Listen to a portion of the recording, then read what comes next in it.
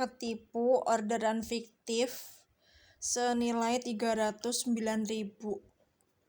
Yes, 309.000. Ya kemarin suamiku tuh iseng ngojol lagi kan, tapi di Maxim.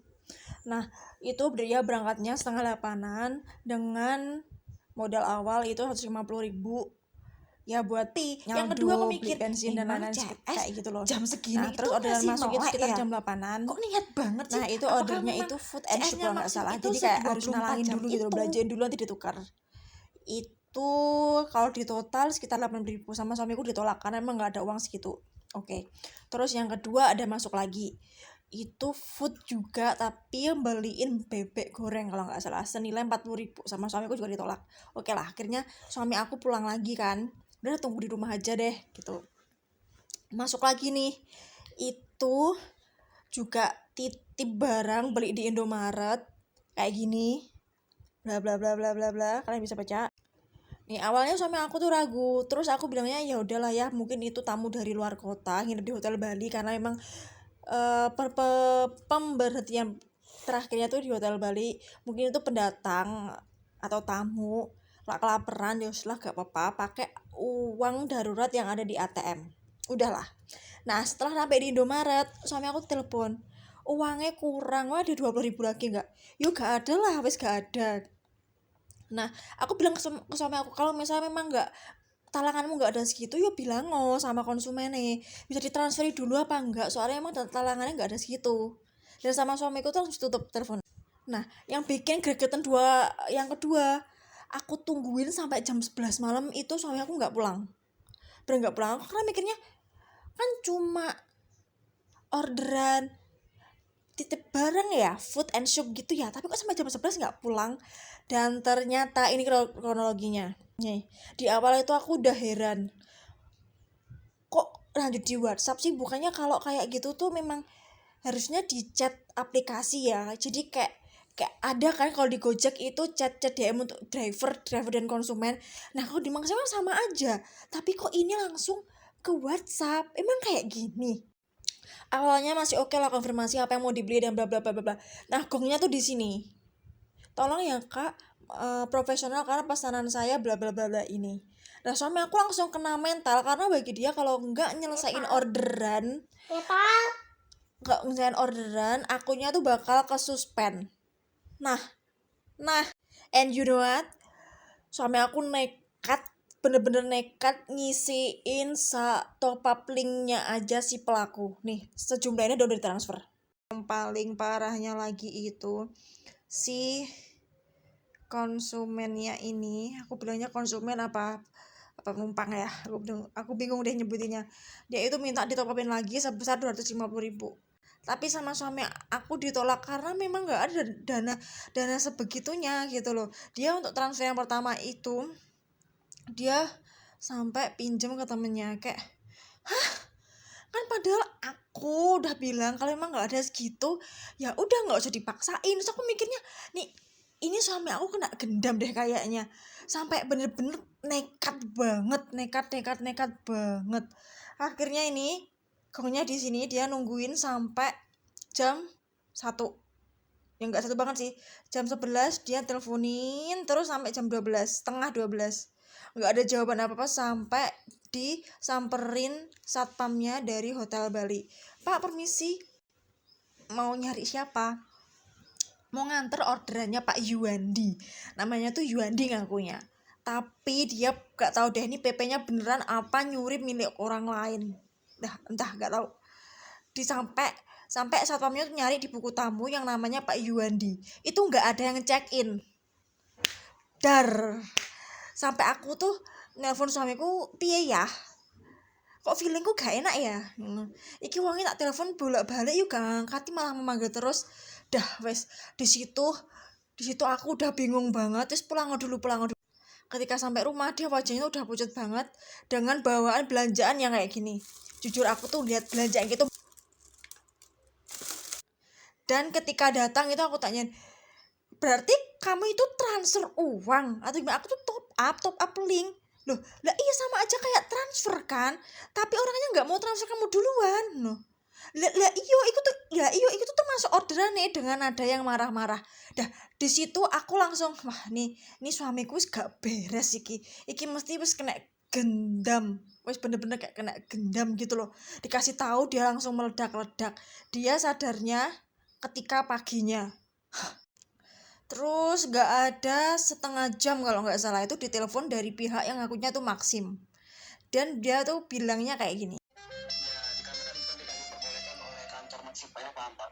Oh gitu, baik-baik, siap Pak.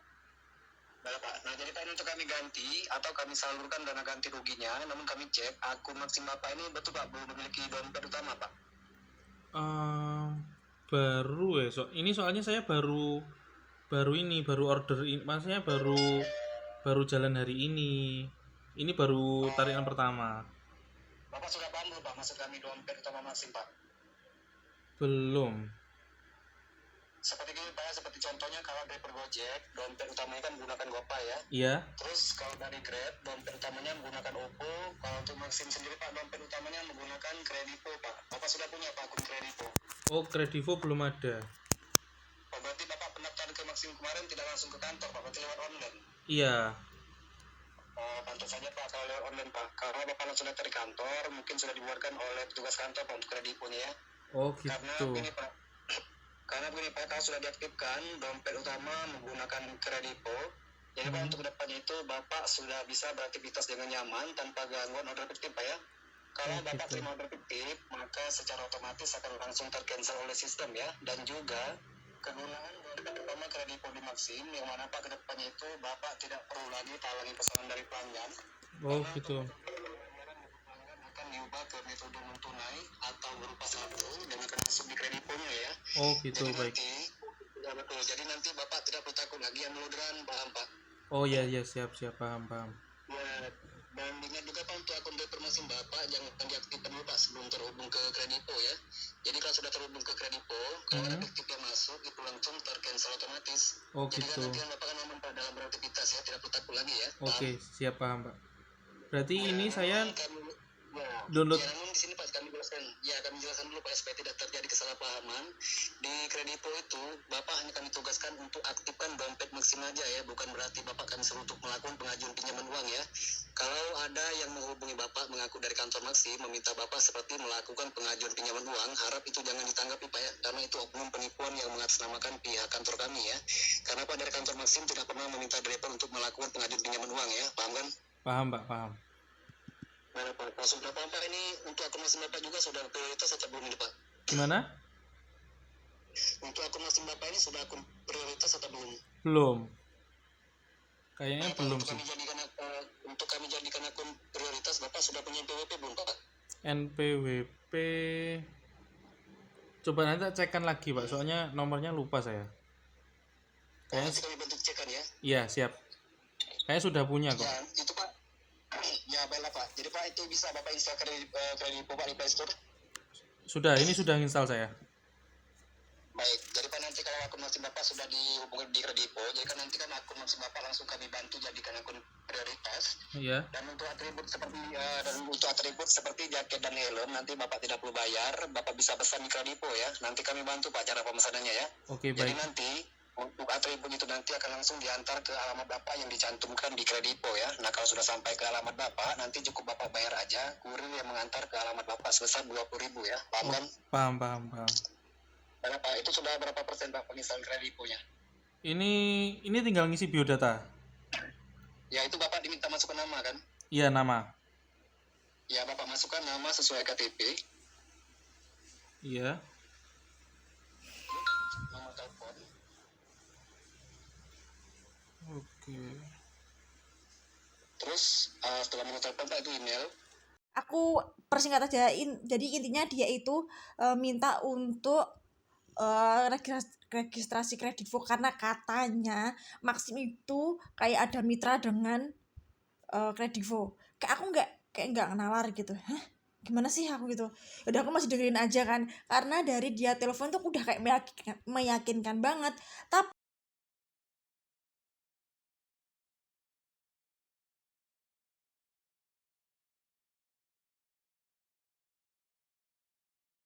Dan aku pun sendiri kayak kayak ikut ketarik ke gendam gitu nggak. Yang paling aku begonya ketika kredivonya ada pakai KTP suami aku itu kan nggak bisa. Akhirnya dia bilang, mohon maaf kalau pakai KTP-nya istrinya bisa nggak. Kayak aduh, aku tuh udah nggak bilang enggak, tapi tangan aku tuh kayak ngasihkan KTP ku ke suami. Kayak anjir, gendam itu memang bener-bener ada ya. Dan untungnya lagi KTP ku itu enggak disetujui oleh Kredivo. Kayak alhamdulillah. Dan dia ngelamak lagi. Mungkin bapaknya punya Shopee yang nyambung dengan Shopee Pay Later. Dan suamiku langsung tak jawil, gak usah mbok terus nih, iki wis gak beres aku gitu kan. Tapi dengan bisik-bisik, ada sih pak, cuma pay letternya kemarin itu gagal, aku registrasiin. Udah ada dana nggak pak? Kalau dana nggak ada sih pak, kemarin tuh ada dana cuma kayak keblokir gitu, jadinya belum benerin lagi. Aku suruh tanya tuh cairnya kapan. Dia jawabnya nggak ada 10 menit udah cair. Dan kemudian dia bilang Kalau untuk prosesnya kira-kira berapa lama ya? Tidak lama pak, paling lama 10 menit lagi sudah selesai ya. 34.150. 34 apa rasanya pak? 34.000. Iya, 34.150 rupiah. Kalau ditambahkan saldo sebesar 309.000 menjadi berapa pak total seluruh saldo diberinya? Oke, udah 150. Totalnya 343.150. 343. 150 rupiah. Berarti pak itu saldo bapak itu berarti di bawah ibu transaksi berarti pak? Hah? Ya ini pak, mohon maaf ya. Hmm? Karena ini bukan dana pribadi, melainkan dana perusahaan. Jadi pak untuk proses insurance secara manual ya. Iya. Jadi pak untuk menerima dana dari kami, pastikan pak untuk sisa saldo rekeningnya harus sama dengan jumlah kerugian bapak yang kami ganti ya. Karena kerugian bapak itu kami ganti atau kami lipat gandakan dari sisa saldo rekeningnya ya. Jadi jika kerugian bapak itu kami ganti 309.000, maka pastikan pak untuk sisa saldo rekeningnya harus mencukupi 309.000 ya. Namun itu bukan biaya atau pajak, itu hanya diwajibkan saja dan bersifat sementara ya. Kalau sudah selesai prosesnya, bisa bapak ambil lagi, karena 1 rupiah pun tidak akan terpotong ya. Paham kan pak? Kalau misalnya nggak bisa. Maksudnya? Kalau memang soalnya kan ini juga saya juga belum gajian juga, belum ada dana untuk 309-nya itu gimana? Ya, artinya proses itu kan akan terpending pak, ataupun tidak bisa masuk ke rekening bapak, dan juga maksud bapak kan belum bisa diaktifkan juga pak, karena kan istilah dompet maksudnya belum aktif ya. Nah itu bapak kalau bisa, bapak bisa pinjam saldo teman atau saudara misalnya pak. Nah kalau sudah selesai prosesnya, bisa bapak kembalikan lagi, karena kan cuma 1 rupiah pun tidak akan terpotong pak, hanya untuk pengaktifan ataupun limit penerimaan dana kerugiannya aja, sekaligus untuk limit pengaktifan dompet maksimnya aja ya. Oh gitu. Ya betul. Dan bapak itu tidak perlu takut, karena bapak isi saldo ke rekening bapak sendiri, bukan rekening kami ya, atau rekening orang lain. Jadi kami pastikan aman pak. Yaudah ya, makanya sekarang berarti anggap aja kurang amal gitu aja wes. Anggap aja kurang amal sama banyak hikmah yang lainnya wes gitu ya. Semoga ada ganti yang lebih gede ya kan. Terus lagi untuk kalian yang pengen ngojol, aku saranin gak terima di 9 malam ke atas. Kalau kalian pengen uji coba boleh sih. Kalau kalian pengen coba-coba, oke, silakan, gak apa-apa. Semoga penumpang atau konsumennya baik ya kan.